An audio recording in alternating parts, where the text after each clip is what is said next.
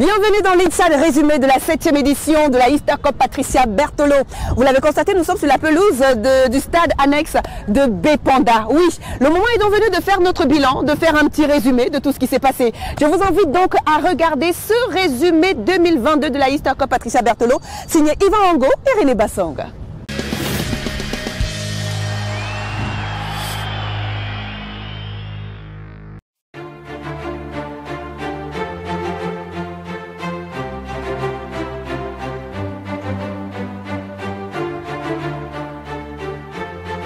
La victoire de Léopard Royal de Berthois 2-0 sur Coton Sport de Garoua aura été la première grosse sensation de la phase de poule de la Easter Cup Patricia Berthelot édition 7. Les cotonculteurs, 2 fois vainqueurs de la Champions League des jeunes au Cameroun, partaient pourtant avec toutes les faveurs des pronostics. Hélas, Zila et ses coéquipiers montrent un visage beaucoup plus décisif. Coton ne s'en remettra plus jamais, puisque la suite est ponctuée par un manque cruel de réalisme et de chance, notamment contre Booms de Yaoundé lors de la dernière journée, avec 2 pénaltys manqués. C'est d'ailleurs le dernier cité qui terminera à la tête de la poule, suivi de Bestar de Limbé qui passe grâce à un meilleur goal average qu'au Coton. Dans l'autre poule, par contre, le 9 sur 9 de l'EFBC montre les ambitions des hommes du coach Oben, malgré une entame difficile face à Bamboutos de Bouddha, ponctuée par une victoire 1-0.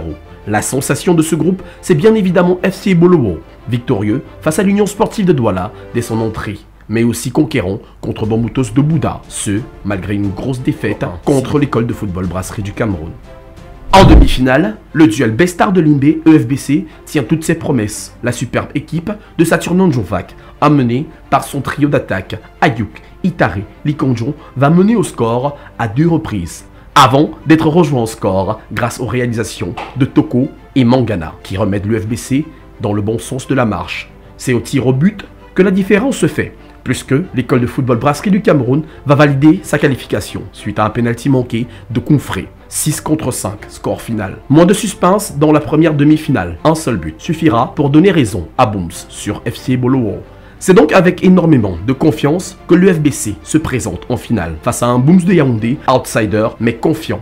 Les choses démarrent mal pour l'équipe venue de Yaoundé. Kamga ouvre la marque pour l'EFBC qui est devant au score. L'égalisation de Booms arrivera mais sera anecdotique puisque les vagues de l'école de football Brasserie du Cameroun ne cesseront jamais. À la fin, 4 buts contre 1. L'école de football Brasserie du Cameroun remporte son 4e sacre bien mérité. Le jeune latéral droit de l'EFBC, Maloum Dalbaï, finit avec le titre de meilleur joueur de la compétition, tandis que le titre de meilleur gardien est attribué à Evans Tété, portier de Bestar de Limbé. Rendez-vous prêt pour l'édition 8, qui est d'ores et déjà très attendue. Y aura-t-il un réveil de l'Union, une meilleure face de Coton, un vainqueur inédit ou un autre sacre de l'EFBC? La compétition nous le dira.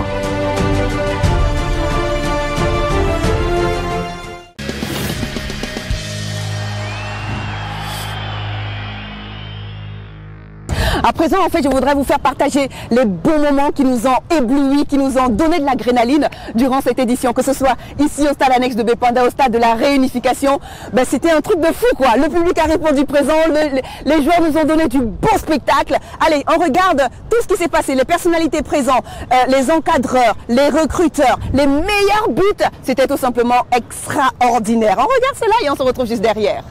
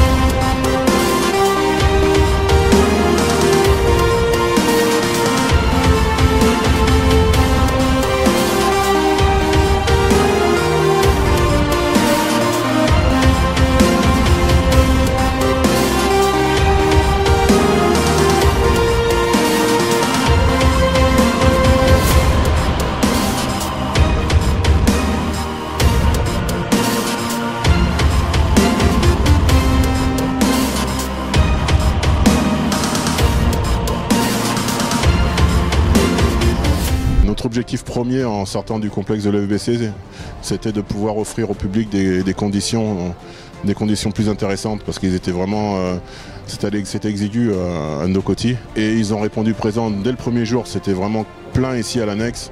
Même quand on est allé dans la cuvette de Bepanda, c'était aussi bien rempli. On a préféré faire la finale ici parce que l'annexe Bepanda répondait plus à une finale pour l'instant d'un championnat de jeunes. Mais il ne faut pas se fixer de limite. Comme Patricia Berthelot avait coutume de le dire, le ciel c'est la limite.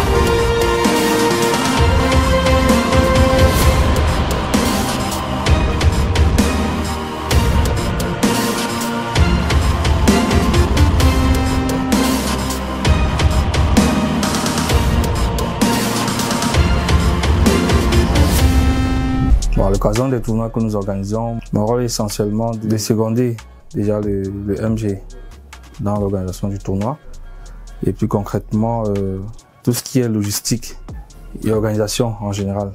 Je suis le point focal entre le comité d'organisation et les différentes délégations qui sont invitées.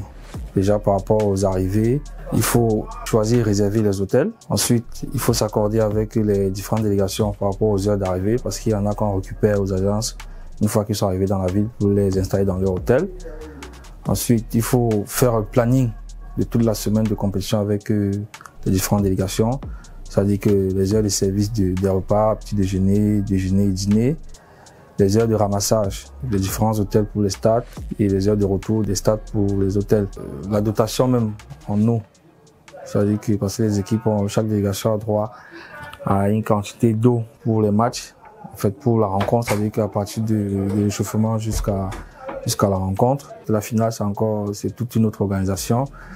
C'est-à-dire qu'il faut s'assurer au préalable que les enveloppes des récompenses pour les différentes délégations sont prêtes. Il faut s'assurer également qu'on a tous les coupes. Il faut s'assurer également parce que au niveau des invités, les dispositions dans la tribune, qui est assis où, c'est ça à quoi je suis attelé à faire tout au long du tournoi.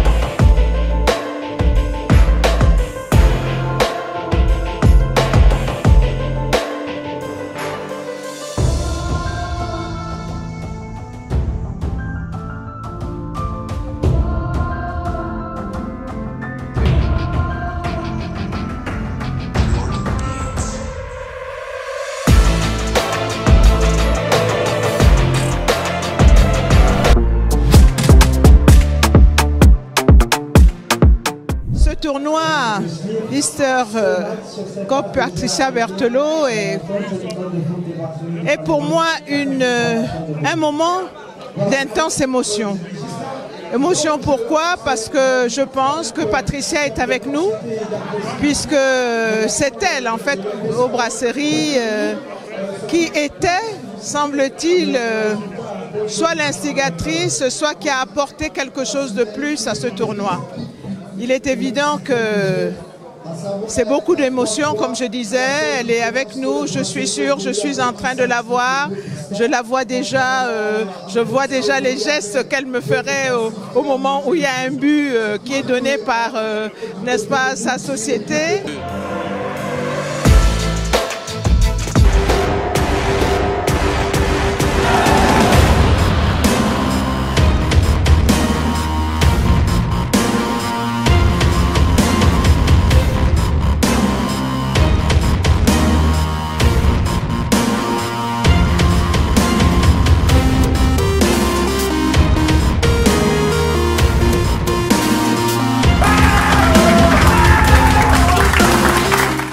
On sent que notre Patricia nous porte bonheur, elle nous permettra de faire la compétition dans des stades, je vais dire, de très haut niveau, que ce soit ici à l'annexe de Bepanda ou au stade de la réunification. Vraiment, c'est une grande bénédiction. Pour nous, c'est surtout la capacité vraiment à faire rayonner le football camerounais. Et vous voyez, aujourd'hui, on profite du stade Bepanda pour pouvoir faire ce tournoi, en tout cas la finale de ce tournoi. Et c'est la preuve aussi que ce tournoi compte, puisqu'il se déroule dans des dispositions maintenant de plus en plus professionnelles. Et je dirais qu'on est passé d'un stade amateur à un stade quasi professionnel. Vous avez également des détecteurs de talent, vous avez des recruteurs qui sont venus d'Europe pour pouvoir identifier les talents de demain. Et l'idée, elle est là, c'est à la fois faire rayonner le football camerounais et puis essayer de le faire rayonner à l'extérieur.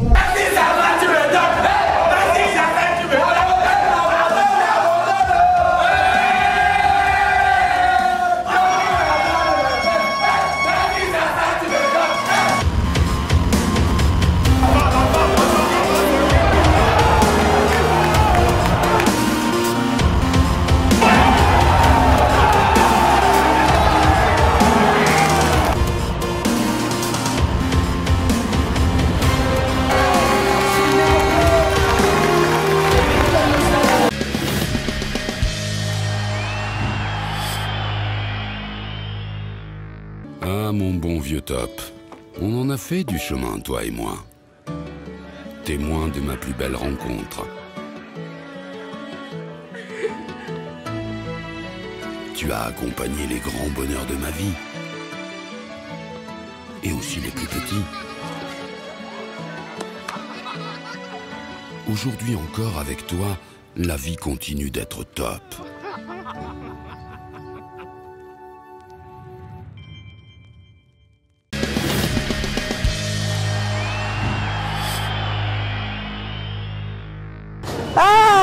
Le stade annexe de Bepanda, ça fait du bien en fait hein, de pouvoir être en fait dans ce genre d'endroit, de pouvoir vivre l'évolution de ces jeunes footballeurs-là. Et lorsqu'ils seront en équipe nationale ou encore lorsqu'ils joueront dans des clubs à l'étranger, on dira bah tiens on les a vus sur les stades ici au Cameroun, on y était.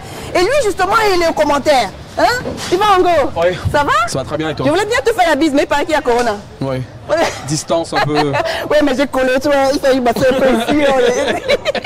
On peut faire ça va? Ouais. Ah non, mais c'est cool même en plus comme ça. Ça va. Alors, ça va toi? Super, ça va. 7e édition de la Easter Cup Patricia Berthelot. On a quitté le complexe de l'élite des brasseries du Cameroun. On se retrouve justement sur des infrastructures professionnelles, comme le stade annexe de Bepanda. Toi, en tant que commentateur, comment tu as vécu cet événement? Déjà, c'est un événement qui, depuis sa première édition, est un succès, je dirais ça comme ça, parce que ça réunit des jeunes. C'est un tournoi qui réunit des jeunes qui sont dans la catégorie finissante. Et ça apporte déjà une certaine adrénaline. Et aussi tout ce qu'il y a autour du tournoi fait à ce que ce soit un tournoi exceptionnel. Donc pour moi, c'est un moment privilégié dans mon calendrier personnel que je coche avec Rouge, mais vraiment avec un bel accent. Donc oui, si tu as encore une nouvelle fois un tournoi très très bien à vivre avec du monde, du public, de l'ambiance, encore plus même que au complexe de l'EFBC, parce que ici, voilà, tout proche de monde, là, tu es tout proche des supporters, tu peux vibrer à leur rythme et tout. Donc oui, ça a une saveur particulière ici. Ouais, vraiment une saveur particulière. Et surtout que l'année dernière, on nous a privé du public. Et cette année, c'était boum, quoi. Waouh, tu sentais vraiment que le football, c'est dans notre cœur, c'est dans notre âme, quoi. Voilà, 8 équipes qui viennent de tout le Cameroun, il faut le dire. FC Bolova qui a fait son entrée. Pas nul quand même, hein, finalement. Non, demi-finaliste avec une belle entame pour eux. C'était la première fois qu'ils arrivent. C'est un choix du comité d'organisation de les inviter parce qu'ils travaillent bien aussi du côté du Sud. C'est un jeune centre de formation emmené et managé par... créé il y a 2 ans d'ailleurs. Oui, il y a 2 ans, managé actuellement par Alain Joffa, l'ancien sélectionneur de l'équipe féminine senior. Donc oui, je pense que c'est vraiment l'une des sensations de cette édition de la Star Cup. On espère qu'ils reviendront, pourquoi pas pour la saison prochaine et voir comment ils ont évolué. Voilà, Coton, Union, comment tu as trouvé? Moi, Coton Union, un peu déçu, mais je pense que pour Coton, ils ont des circonstances atteignantes. La plupart des joueurs qui étaient là l'année passée constituent aujourd'hui l'ossature de l'année de l'équipe première. Au patient Owasso qui a terminé meilleur buteur et qui a été appelé avec les A n'a pas pu être là parce que c'est désormais un cadre de l'équipe senior de Coton. Donc, et qui porte déjà le maillot des Lions et Domptable. Voilà, donc voilà, vous pourrez comprendre que peut-être le staff dirigeant de Coton a décidé de le garder pour des échéances importantes pour l'équipe A qui est un peu en difficulté en ce moment. Pour Union, on espère que ça va être mieux la saison prochaine. J'espère, parce que malheureux j'avoue j'étais un peu déçu quand même. Moi aussi, de les voir un peu à la traîne. Donc on espère que ce sera mieux. Ils ont fini à la dernière position. C'est malheureux, mais on sait que c'est un club mythique qui va toujours trouver les ressources nécessaires pour revenir très fort. Léopard. Mais au début, c'était. T'as vu la conférence de presse avec le capitaine très fort. Hein. Zila, le capitaine, avait déjà promis que ça allait être vraiment un gros Léopard qu'on a eu. Je vais un tout petit peu nuancé parce qu'on n'a pas eu un énorme Léopard au niveau des résultats, sauf sur la première rencontre où ils ont créé la sensation en battant Coton. Mais on a eu un Léopard qui a développé du très très bon jeu. Et je pense que sur l'aspect tactique, technique, c'était quand même une équipe qu'il faudra suivre sur les années qui arrivent. C'était une très très belle équipe. J'aimerais bien les revoir l'année prochaine parce que je suis sûr ces jours-là, ce sont de belles promesses. Bestar de Limbé, Bamboutos de Bouddha. Bamboutos de Bouddha, toujours avec l'euphorie, le public, nous ont offert un très beau premier match face à l'EFBC. Je pense qu'il reste encore dans les mémoires de tout le monde avec cette opposition-là. Il a fallu que Yonjo, le jeune de l'EFBC, entre pour décanter la situation, mais c'est une très très belle formation de mais ils ont un peu déçu leur public quand même, non? Ouais, ils ont déçu leur public. J'ai rencontré quelques-uns qui étaient d'une colère. Je vais vous expliquer pourquoi, parce que face à l'EFBC, ils se sont donnés à fond. Ils se sont donnés à fond, ils ont joué, je pense que voilà, malheureusement ils ont tout donné face à l'EFBC et sur les autres rencontres ils n'ont pas pu suivre. Et ils ont aussi ils n'ont pas été très en réussite. Mais pour moi c'est l'un des groupes qui m'a beaucoup accroché parce qu'il y a de la qualité dans ce groupe-là. J'espère qu'ils vont continuer à travailler avec l'ossature de ce groupe qui a apporté énormément de fraîcheur à cette compétition. Maintenant on parlait de Bestar, c'est l'une des sensations. Le match face à l'EFBC en demi-finale qui se termine au tir au but. C'est un match référence. C'est un match référence. Et tu parlais de tir au but. Oh là là, je me suis rappelé en fait de 4 minutes avec 2 pénaltys ratés par Coton. Exact. J'ai dit mais c'est vrai parce que Bestar de Libé, leur qualification en demi-finale valait à ça. Ça veut dire qu'il fallait que Coton l'emporte 2-0 face à Booms qui était déjà qualifié. Et ça a offert un scénario incroyable lors de cette rencontre. Coton a 2 pénaltys. Mais j'étais dans les 4 dernières minutes de jeu et il rate additionnel voilà et il rate les 2. C'est incroyable. C'est vous dire aussi, si on revient sur Coton, c'est qu'il n'y a pas eu de la réussite. Il y a un bon groupe jeune, mais il n'y a pas eu de la réussite. Donc gâché énormément d'occasions, notamment ces deux pénaltys là. Vous les mettez au fond, vous êtes qualifié. Mais bon, ça arrive. C'est ça le charme du football. Oui, je voudrais parler de Booms qui est en finale. Qui joue la finale justement avec l'école de football. C'est une belle génération. Une très belle génération qui a d'ailleurs prouvé de quoi elle était capable lors de la dernière édition du tournoi Jérémy. Exactement. Qui se retrouve d'ailleurs encore. Ils l'ont remporté face à l'EFBC. Et c'est d'ailleurs la même génération qui est aujourd'hui en Easter Cup, qui est amenée par un très très bon Inga, le numéro 10 que vous avez vu en finale tout à l'heure. Donc ouais, c'est une belle génération. J'espère qu'il y en aura, qu'on verra au top niveau, parce qu'ils ont le potentiel. Et même aujourd'hui, le score de 4-1, il est voilà. il montre voilà, la différence entre les deux, mais à un moment donné, voilà, ils ont égalisé, sont revenus au score quand le FBC a mené 1-0. Ça prouve qu'il y a de la ressource dans cette équipe-là. Voilà, en tout cas, moi, ça me fait plaisir de vivre, et je sais également à toi, en tant que directeur de Radio Sport Info, il faut le dire. Ça nous fait plaisir de voir ces jeunes talents s'exprimer ainsi, et quelle joie encore immense de savoir qu'ils jouent sur de belles pelouses. Ça, c'est un plus. Ouais, pour pouvoir s'éclore. On a joué ici à l'annexe, très belle pelouse. C'est vrai qu'on a eu des difficultés lors du premier match avec la pluie qui s'est invitée, mais aujourd'hui on avait la chance que le climat était favorable. Sur l'autre pelouse, la grande pelouse, on a joué les demi-finales juste à côté. C'est le rêve. C'est le rêve. C'est le rêve pour les gamins, pour nous aussi. Donc voilà, il y a 1 an, 2 ans, la Easter Cup se jouait chez nous. Voilà, on s'en plaint pas, mais c'est mieux de jouer sur des stades comme ça où tout le monde est à l'aise, le public est... Les journalistes également. Et toi, tu étais à l'aise dans ton box de commentateurs et tout, tu pouvais faire tout ce que tu voulais. Non, je suis très content. Moi, j'aime plus être à le public, mais il y a des box de commentateurs, mais j'aime être à le public, ça donne la chaleur, ça te donne la ferveur qu'il y a. Donc oui, c'est des options qui sont excellentes et c'est des possibilités dont on profite. Merci le Cameroun. Merci à toi, Yvan, encore. Merci à vous, chers téléspectateurs. Vous avez un tout petit peu l'idée de ce qui s'est passé ici à Douala. Voilà, pour cette 7e édition de la Easter Cup. Patricia Berthelot, comme on le disait, à l'année prochaine, Yvan. À l'année prochaine, 35 buts inscrits lors de cette édition. J'ai failli justement oublier cette question-là. Il y a eu plus de buts cette année, j'ai l'impression. 35 en 17 matchs. Voilà, 35 buts en 17 matchs. Waouh, ça prouve quand même qu'il y a du bon. Ouais, du très bon. Ça a été très offensif, on a beaucoup marqué. Voilà, Rigobert Sambarana et Samuel Eto'o, ils ont vraiment... ils ont du grand amour par ici. Du pain béni aussi quand même. Pour meubler nos équipes nationales, bien sûr, il y a du grand amour. On remercie d'ailleurs le jury qui a concocté une équipe type. Je pense qui devrait... Qui passeront le message. Voilà, ils passeront le message. L'équipe type sera directement donnée au directeur technique national qui était d'ailleurs là. Donc on est très content de cette fin, cette apothéose. Le FBC l'emporte pour la 2e fois successive. Oui. Voilà, et 4e fois de l'histoire de la Easter Cup. Exactement. Merci une fois de plus, Yvan. Merci Laura. Allez, Kizo. Ciao, bye bye à tous.